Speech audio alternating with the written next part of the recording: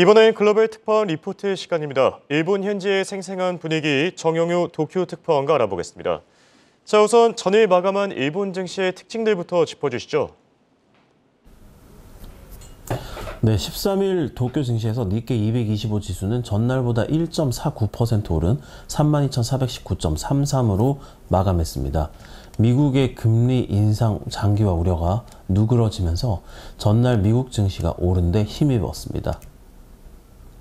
하이테크주와 성장주를 중심으로 주가가 크게 올랐습니다.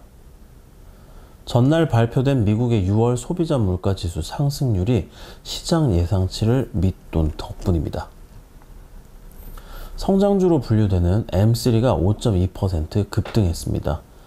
반도체 관련주인 도쿄 일렉트론과 어드밴티스트도 각각 2.0%, 3.8%씩 상승했습니다.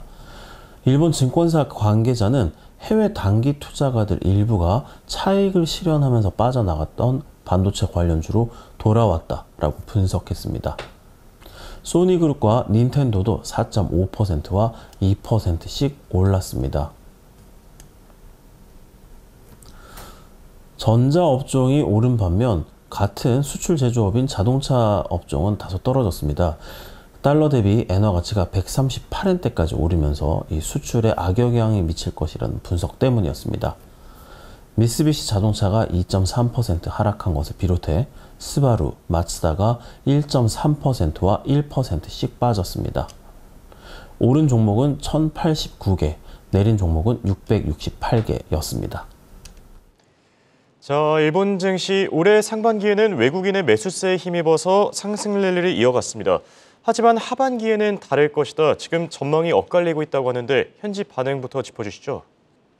하반기 일본 증시가 상승세를 지속할 수 있을지에 대해서는 전문가들마다 의견이 다소 엇갈립니다. 일단 무엇보다 일본은행이 대규모 금융 완화를 지속하느냐가 관건인데요. 블룸버그 통신에 따르면 월가 경제 전문가의 절반 이상은 일본이 연내 마이너스 금리 정책을 바꾸지 않을 것이라고 보고 있습니다.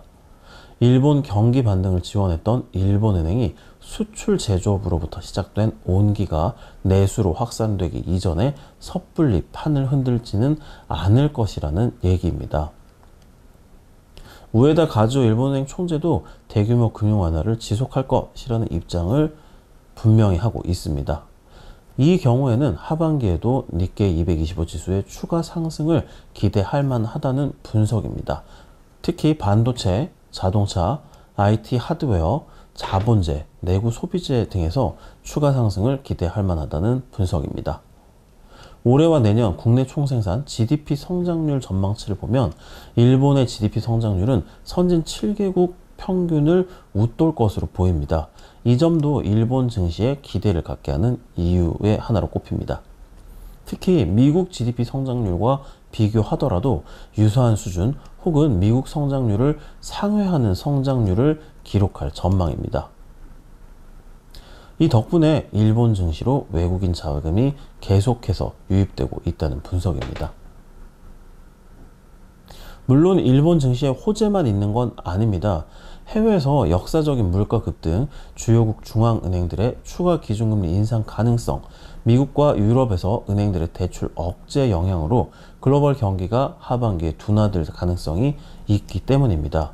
그럴 경우 수출 감소에 따라 일본 경제도 타격을 입게 되고 주가 상승세가 꺾일 수 있다는 분석입니다. 우크라이나 러시아 전쟁도 진행 중이기 때문에 이 여파를 좀 더 지켜봐야 된다고 전문가들은 조언합니다. 지금까지 도쿄에서 한국경제신문 정영이었습니다.